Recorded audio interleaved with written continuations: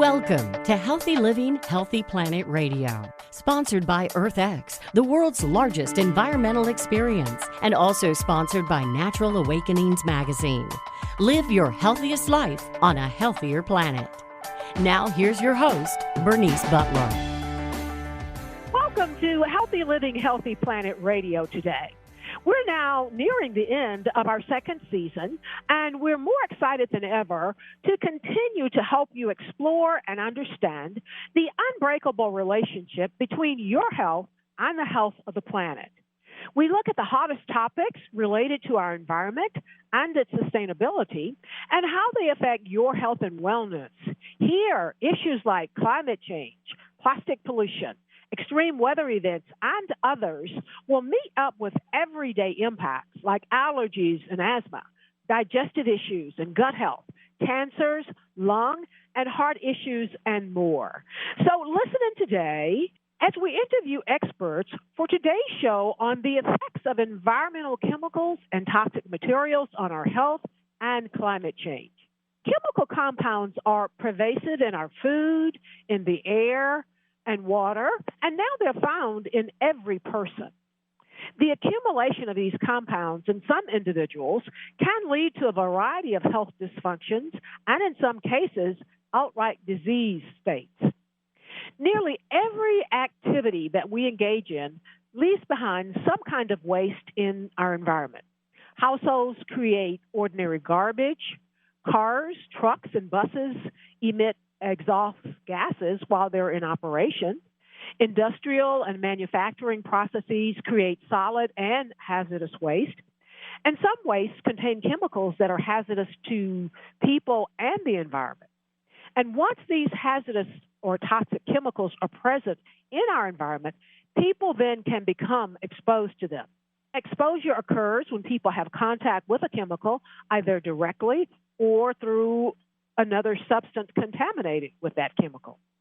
Chemicals can enter the environment from many different sources, such as landfills, incinerators, tanks, drums, or factories. Human exposure to hazardous chemicals can occur at the source, or the chemical could move to a place where people can then come in contact with it. Chemicals can move, of course, through the air, through soil, and through waters. And they can also be on plants or in animals, and they can get into the air we breathe, the food we eat, and, as we said before, the water we drink. The different ways a person can come into contact with hazardous materials are called exposure pathways. And these could be by way of inhaling it, through breathing, through ingestion, by taking something in by your mouth, or the skin could come in contact with it. Either way, they're all around us and they are pervasive. And also, people respond to these chemical exposures in different ways. Some people may be exposed to a chemical and not get sick. Other people may be more sensitive to chemicals and get sick more rapidly, or perhaps have more severe reaction than others. And a lot of variables are going to play a role in a person's susceptibility to exposure, as well as any adverse health effects that they may have. This is a lot. And here today to help us unpack some of this is Dr. Linda Birnbaum, Ph.D. Linda is a scientist emeritus and former director of the National Institute of Environmental Health Sciences and the National Toxicology Program, and she's now a scholar in residence at the Nicholas School of Environment at Duke University. As well, she is an adjunct professor in the Gilling School of Global Public Health at the University of North Carolina at Chapel Hill.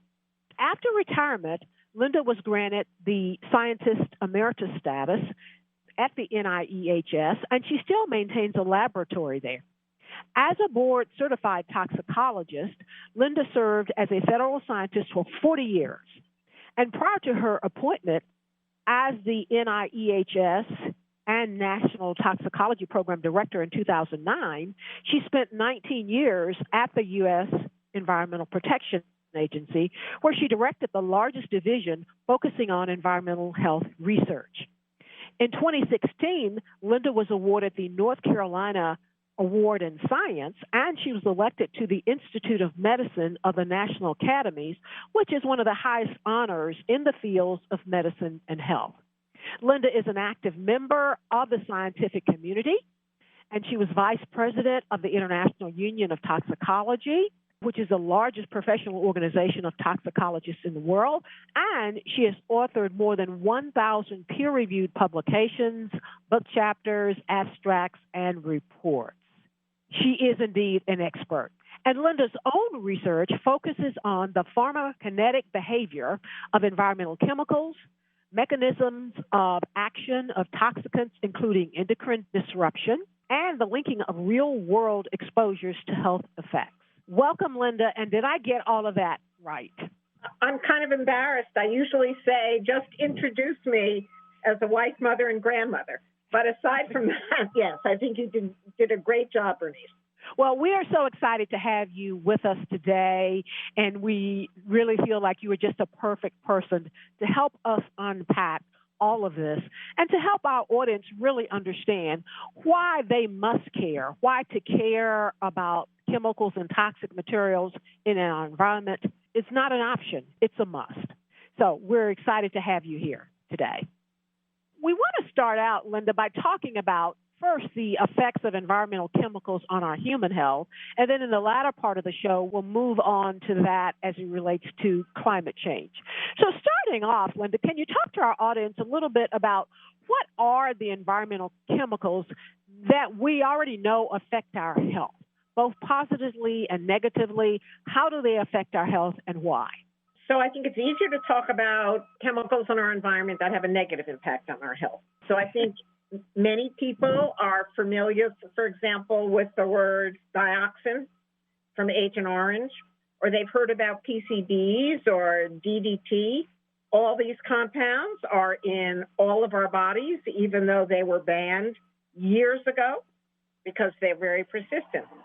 People have heard about chemical names like, well, certain pesticides, and I don't necessarily want to go into, we can talk about specific ones if you'd like, but we know that many pesticides have health effects. Remember, why were pesticides or insecticides or herbicides made? They were made to kill things. And why we would think that some people at some stage of their life, in some situation, might not have an effect is a little bit beyond me. I think people have heard about air pollution.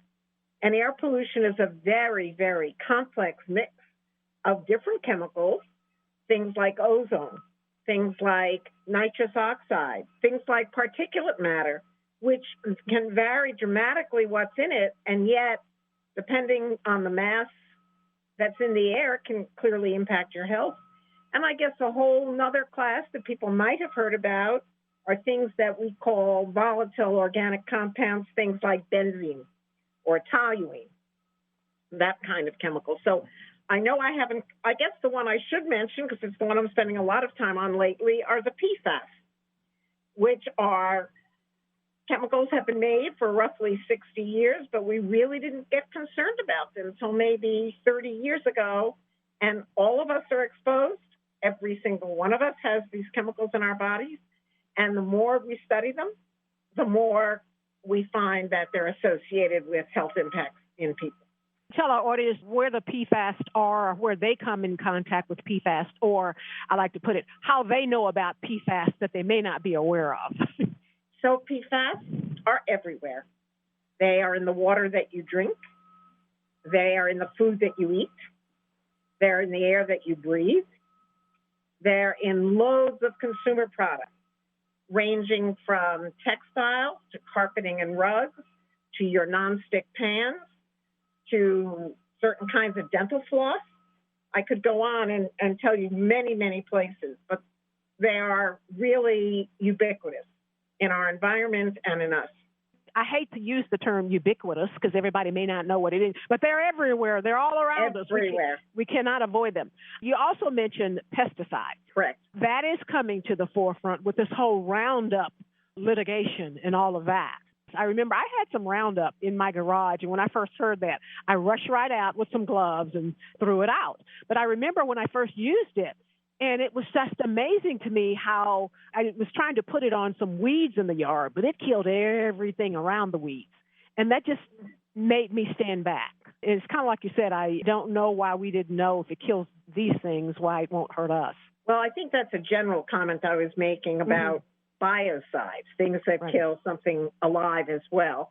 The story with Roundup is very complicated. I would say, unfortunately, the requirement for pesticide manufacturers, glyphosate is a herbicide, so a herbicide manufacturer is to test the active ingredient, which is glyphosate for Roundup. But in reality, if you look at the actual product, the formulation, what you buy off the shelf, that's not pure glyphosate. It's glyphosate with other stuff. Often we don't know what that other stuff is. But when you actually, especially recent studies are testing formulations in addition to glyphosate or instead of, what we're finding is that many of those formulations are problematic, often much more problematic than the, quote, active compound. That seems to be very problematic in terms of environment and environmental chemicals, is the interaction of various things. It's kind of like the mixing of medications. I think the mixing medications is a great analogy because I think that is common knowledge that, there'll be big signs on certain drugs. Do not use if you're taking something else. This is about to get really good, and we're over time. I have to go to break. So let's go to break right now. We want to give a shout-out to our sponsors. That is Natural Awakenings, Dallas-Fort Worth Magazine, the Green, Healthy, and Sustainable Living Authority for the DFW Metroplex and North Texas communities. Print issues of Natural Awakenings can be found in all Whole Foods markets, natural grocers, Central Market, Sunflower shops, and many, many other locations, as well as available free for download online at nadallas.com. Our other sponsor is North Haven Gardens, serving the Metroplex since 1951, the most respected horticultural establishment in North Texas, offering gardening, plant education, concierge services, DIY classes, gifts, and more. Check them out at nhg.com. Thank you, sponsors.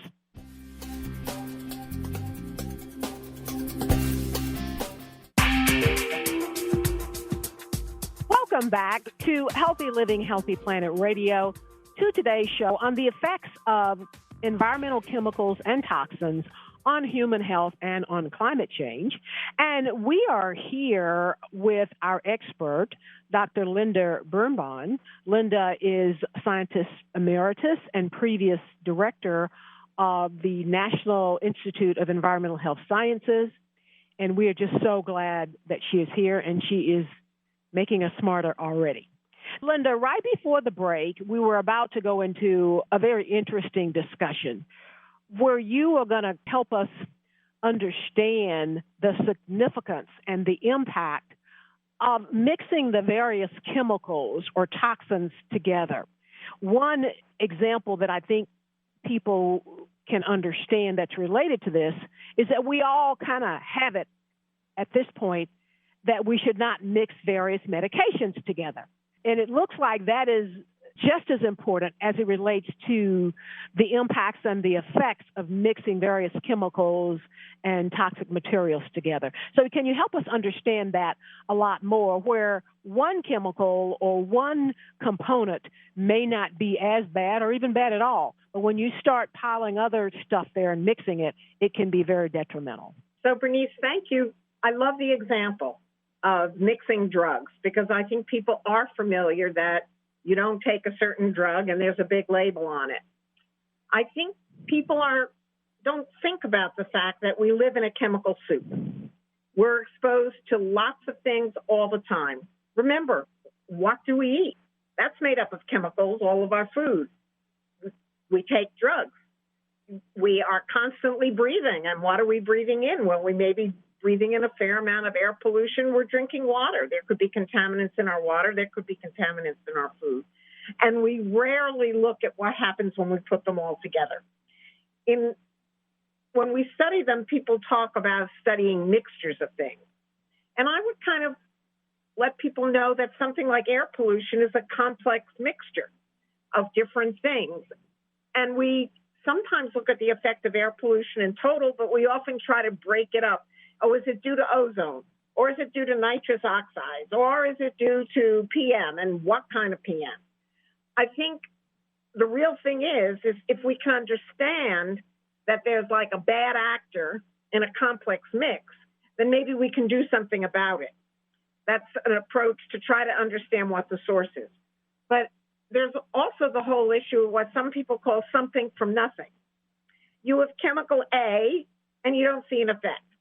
And then you add chemical B, and you don't see an effect.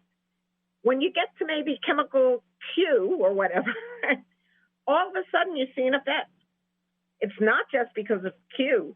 It's because of all these different chemicals, which might all have a little effect by themselves, but put them all together, and you got to add it up.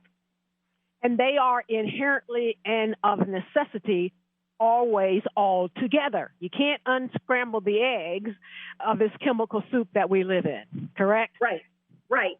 But the reason that toxicologists who are really trying, that's really the science of safety, and trying to understand what things do, often look at one chemical at a time, is because if you can find that there's a really bad actor, then you can control it. But there are times where when you take one chemical out, you don't see much of an effect. Mm-hmm. Certainly not at the levels that you're currently being exposed to. And what you have to see is the mix to understand the effect. And unfortunately, some of our regulations require testing only of, say, one chemical that may be present in a mixture. And I think that that's problematic and something that we need to be thinking about going forward. I've been doing the show for almost 2 years, and it's finally impacting me that it really is about the combination. To have a lot of deep conversations about this one chemical or that one chemical or another chemical really does not get you the knowledge and the literacy that you need to make good decisions and to help protect our environment and our climate. That's true, Bernice, but understanding if a given chemical is very toxic by itself is also important. Indeed. I think it's just that the opposite is not necessarily true. You can have a bunch of chemicals who by themselves may not be problematic, but put them all together, and then you have an issue. And it also appears that the reason we kind of suddenly sometimes as consumers wake up and find things like DDT and Roundup is because, as you just mentioned, our facilities or our regulatory agencies are relating to the manufacturers of these, or the regulations relate to the manufacturers to check on or to prove the beneficial or the hazardous effect of one chemical. Correct. And it may be good, but then they find out it's all the rest of them that are making this thing very hazardous. Correct. You've really opened our eyes to this, and for me, and I think our audience, created a much better fundamental understanding of this. So, Linda, let me ask you, in your opinion, you named VOCs, dioxins, PFAS, pesticides, air pollution. In terms of, I suppose, disease or health conditions, or even mortality, what would you say is the most pervasive or worst of these? That's a very hard question. And one group of chemicals I didn't mention were the metals. Oh. Like lead or mercury, for example. If you think about lead, I think there's pretty much consensus that there's no safe level of lead. Right. And the levels have come down in our population over time. They were much higher in the 1970s, largely due to leaded gasoline. But I don't think everyone realized that there's still lead in paint. There's still lead in our pipes. There's still lead in quite a number of places, old homes. And I really think that we need to note that we have children that have elevated blood lead, and then we have to try to treat them. I'm a big believer in prevention is much better for all of us than treatment and cures. But it seems like things are pretty pervasive before the general public knows about it. But I think people are learning that since there is so much out there in terms of harmful toxins and chemicals, that we would all do well to be aware of ingredients in the products that we use as we are with the food that we eat. I totally agree with you that we really need better labeling of our materials.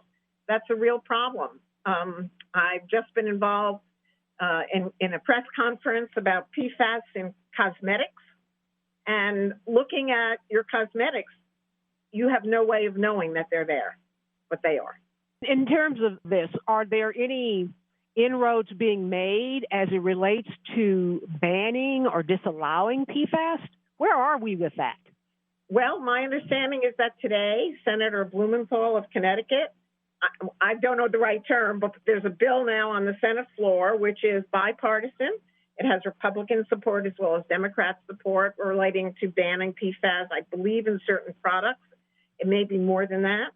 Representative Debbie Dingell of Michigan is putting a bill on the floor soon related to banning PFAS, certainly in cosmetics as well as other issues, so that we do have some interest by some of our legislators at the federal level. And I could say that the states are already moving ahead in this, and we are all in the U.S. behind what's happening in Europe. So the European Union issued a major chemical strategy report last October. They called out PFAS and have a fairly short timeline that the PFAS can only be used for totally essential purposes. And in that case, you need to also be looking for safe substitutes.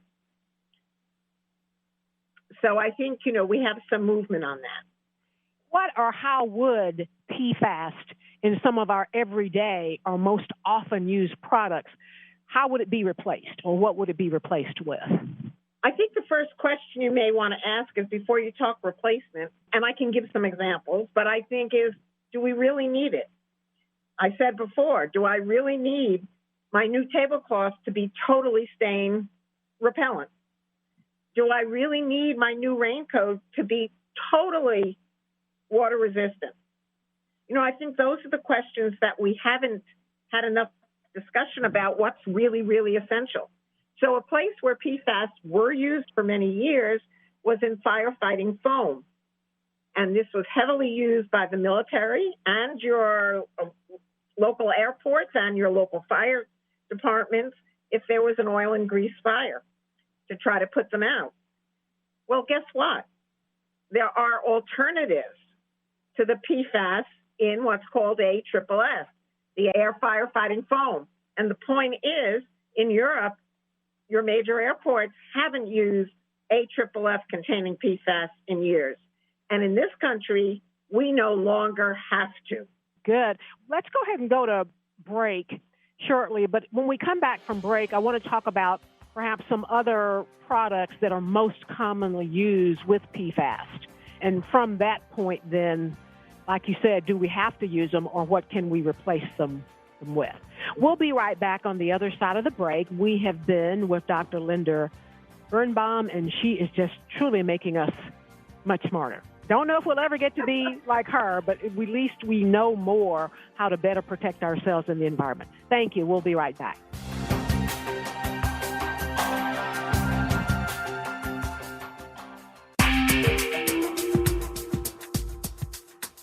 Welcome back to Healthy Living, Healthy Planet Radio. And we are today in a very, very exciting conversation with Dr. Linda Birnbaum. She is the past director of the National Institute for Environmental Health Sciences and their National Toxicology Program. And she is helping us to unpack and understand some of the effects of environmental chemicals on human health and on climate change. Again, thank you for making time to be with us today, Linda. We really appreciate it. Before the break, we were talking about some of the most common products in which we come in contact with the PFAS. And so I want you to tell us about some of the others and why we would have to have them, or if we could just eliminate them from our usage, or if there's a better substitute for them. I can say, a major use of PFAS has been in plastics that are used in food packaging. Now, I will say when this information became available starting in around 2017, many of the makers of fast foods have rapidly moved to eliminate PFAS from their packaging. That's good news, right? So I think the manufacturers of the products, they don't want to use something that might make people sick. So when they learn about it, they stop using it, for example. I think a major potential exposure to PFAS was in our nonstick cookware, which everybody loved, not having to scrub your pans. However, there are several kinds of nonstick now that don't have PFAS in them, which are PFAS. That's the whole group of more than 9,000 different chemicals. If you go to the store and you see something labeled PFOA-free, PFOA-free, that should tell you immediately that what's in there instead is another PFAS as well. It's kind of like the situation with BPA. Some of you may remember from a number of years, there was a lot of discussion about the presence of BPA in baby bottles. Mm-hmm. And people were saying, I don't want my baby exposed to it. And the manufacturers of baby bottles responded by removing BPA from their bottles.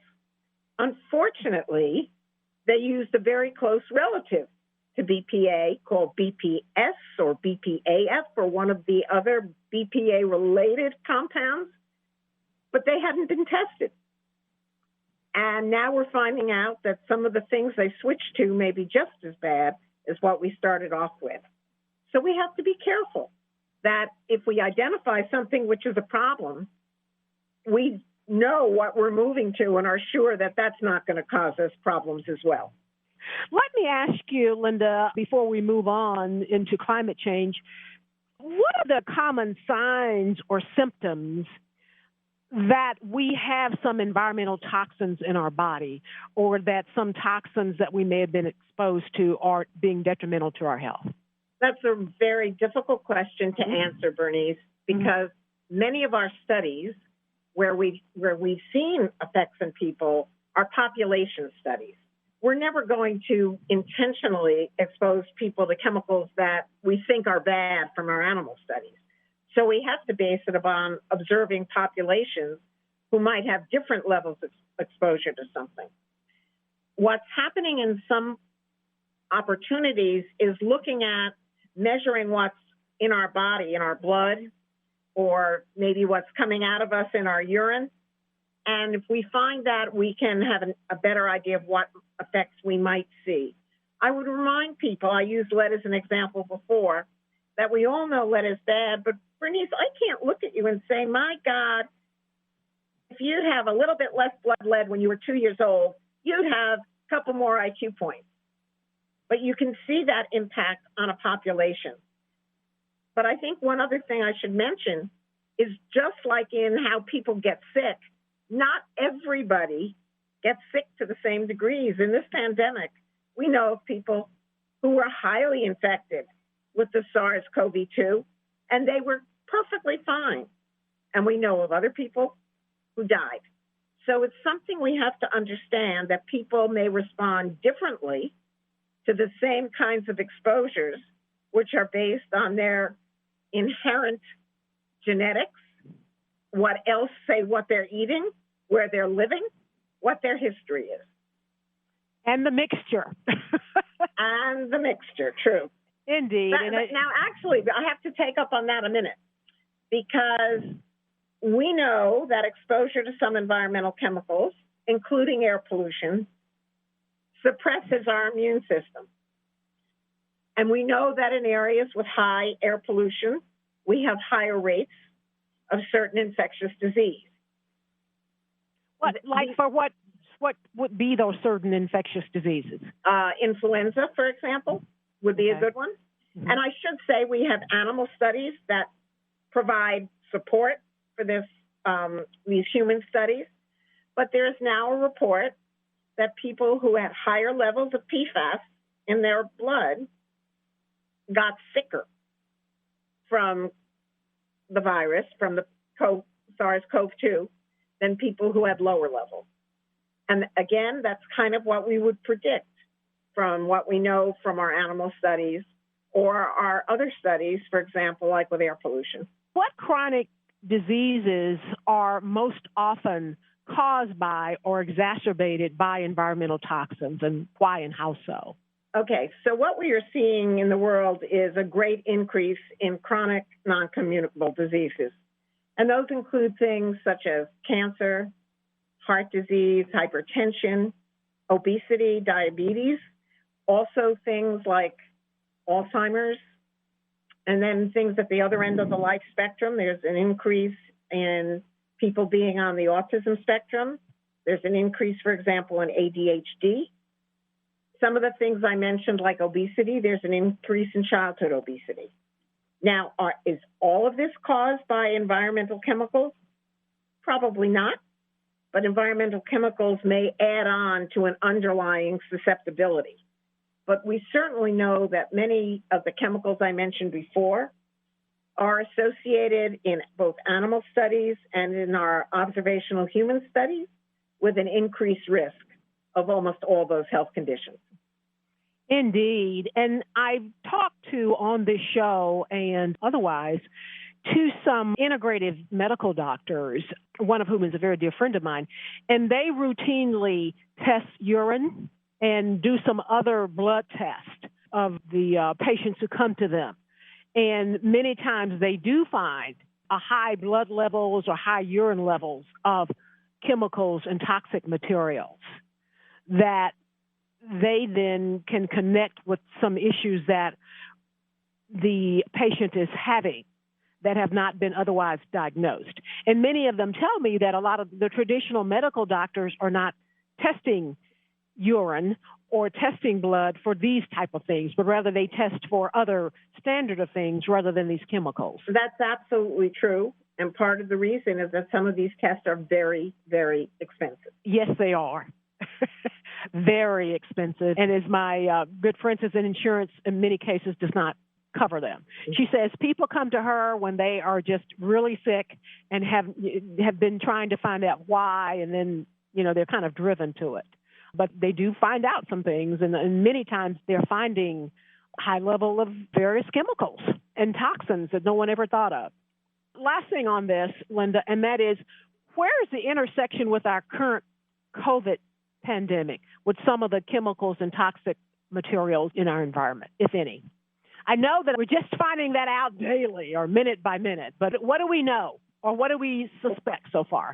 I gave an example a little while ago of about how there is data that says in a population in Denmark, the people who had higher levels of PFAS in their bodies had more severe symptoms of COVID. And I think that there's also data, for example, people living in, there's more COVID in areas where there's more air pollution. That has been shown in a number of studies where looking at different regions in our country, you can see almost an overlay of the COVID incidence and the air pollution in that area. So chronic air pollution. Of course, if you're living in an area with chronic air pollution, that may mean that you already have, you may not know it, but you may already have some compromised lung function or heart function. And we know that all of those things can predispose to greater susceptibility to the virus. Indeed, and we're going to be on the alert here in North Texas because we've been under a clean air standard non-attainment status for about 15 years. And when it gets hot, it just really blossoms. So we're going to keep our eye out for that. We're going to go to break now, and we will be right back on the other side for one last segment with Dr. Linda Birnbaum. Thank you. We want to give a shout out now to our sponsors. That is Natural Awakenings, Dallas-Fort Worth Magazine, the Green, Healthy, and Sustainable Living Authority for the DFW Metroplex and North Texas communities. Print issues of Natural Awakenings can be found in all Whole Foods markets, natural grocers, Central Market, Sunflower Shops, and many, many other locations, as well as available free for download online at nadallas.com. Check them out. Our other sponsor is North Haven Gardens, the most respected horticultural establishment in North Texas, offering gardening and plant education, concierge services, DIY classes, gifts, and more. Check them out at nhg.com. And our other sponsor is Lynn Dental Care, practicing dentistry for over 38 years with a holistic approach, none mercury, looking at the whole body. Specializing in periodontics, Dr. Lynn is board certified by the International Academy of Oral Medicine and Toxicology. Check them out at lindentalcare.com. Thank you, sponsors.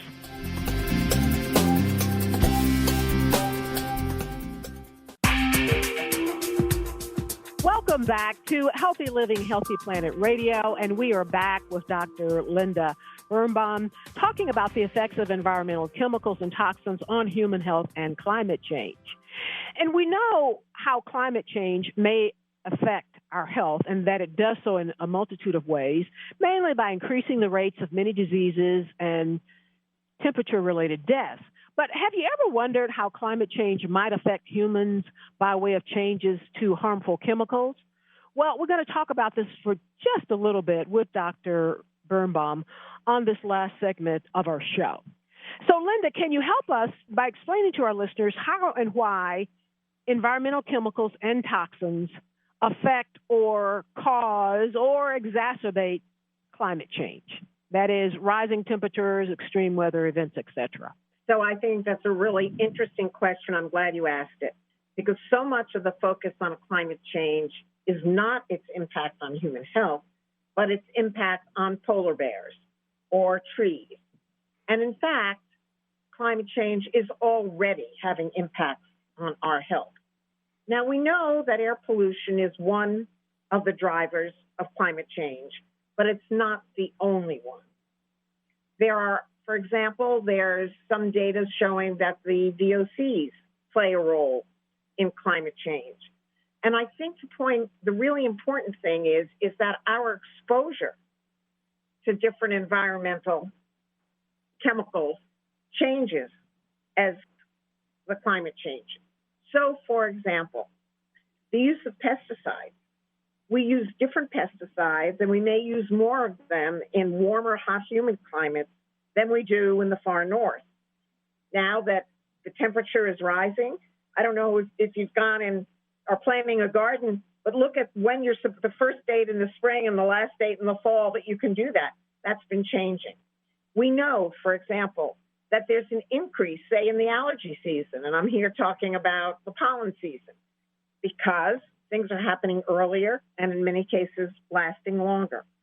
We know that under extreme heat conditions, many of our plants become less nutritious as the temperature goes up. Which has to go to our food as well.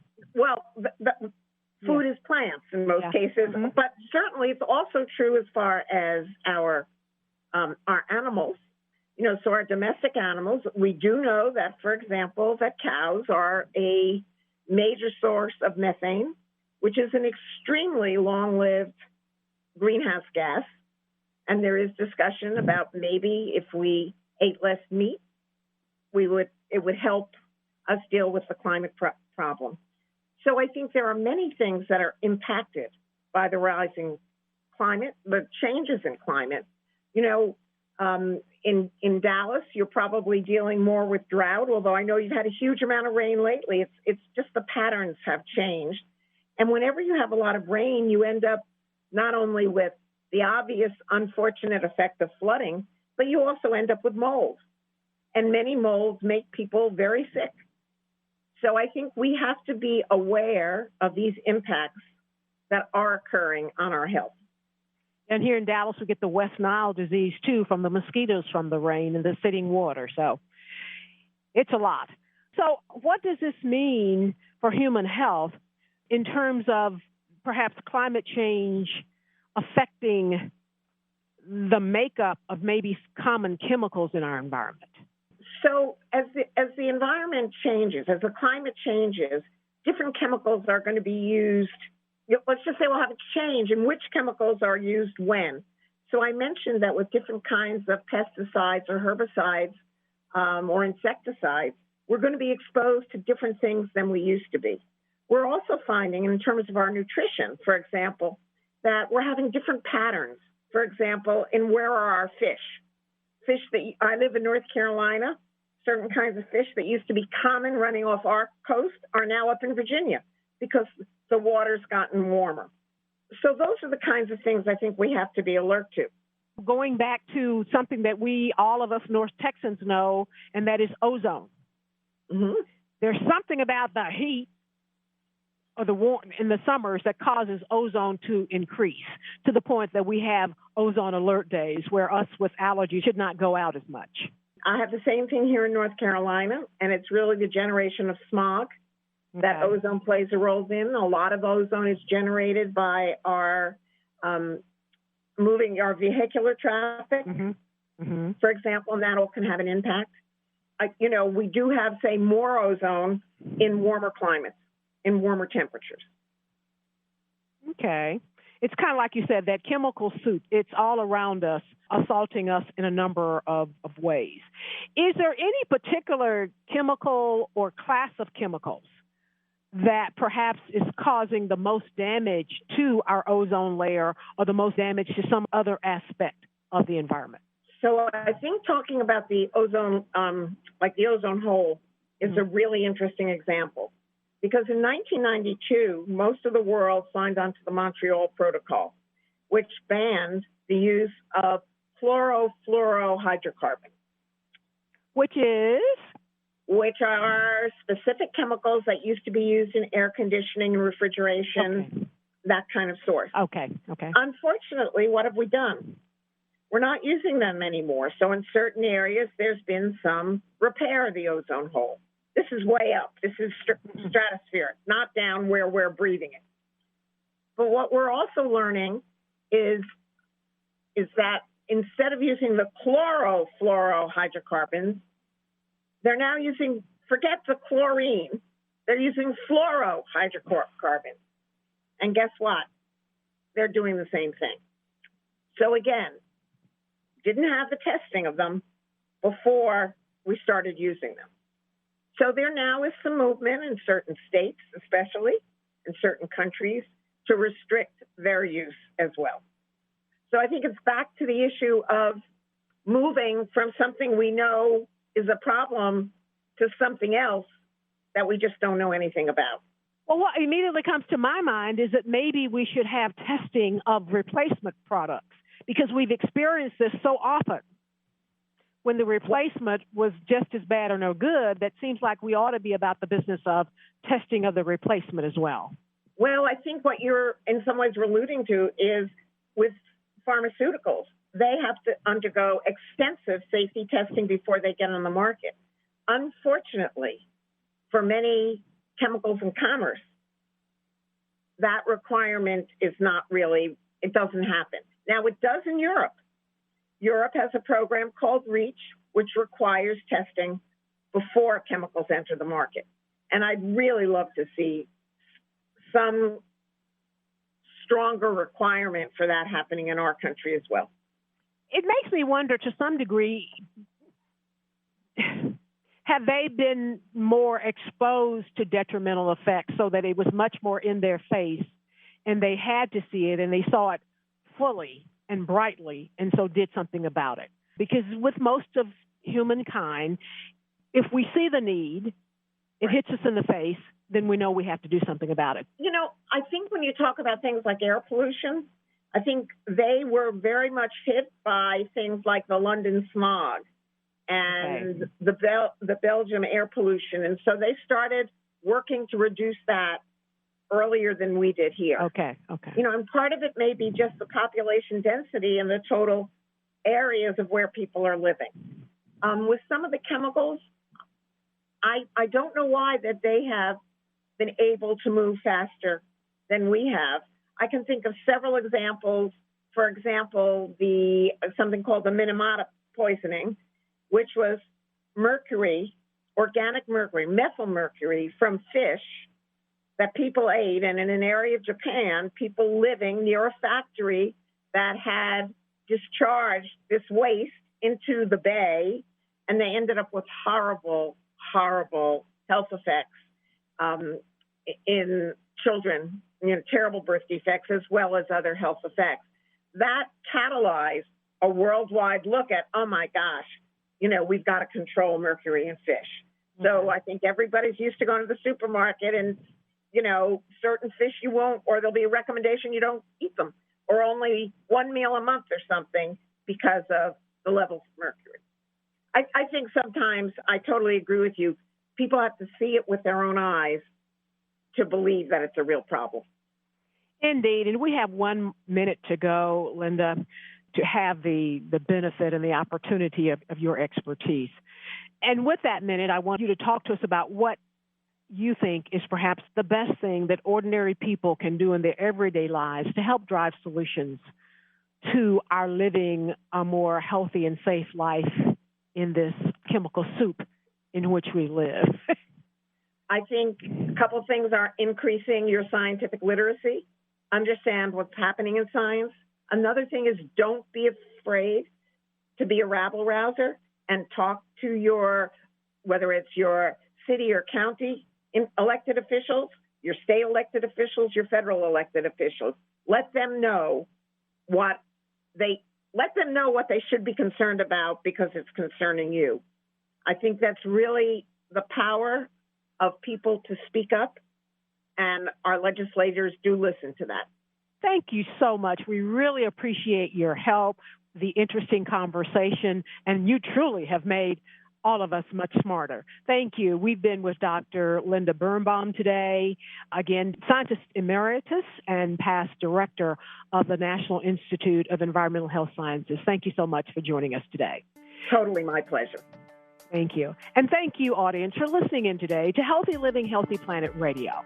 The conversation starts here, but our goal is for it to continue in your home, in your social circles, your workplaces, at the water cooler, and in the grocery checkout line, so that we can all realize and work together to know that healthy living is simply not possible without a healthy planet.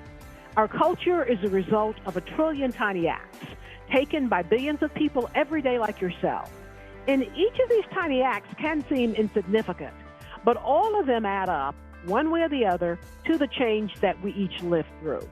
This is Bernice Butler. Thank you so much today for listening in to us. We look forward to next week as we continue this month's shows on the effects of chemicals and toxic materials on our health and environment. Thank you.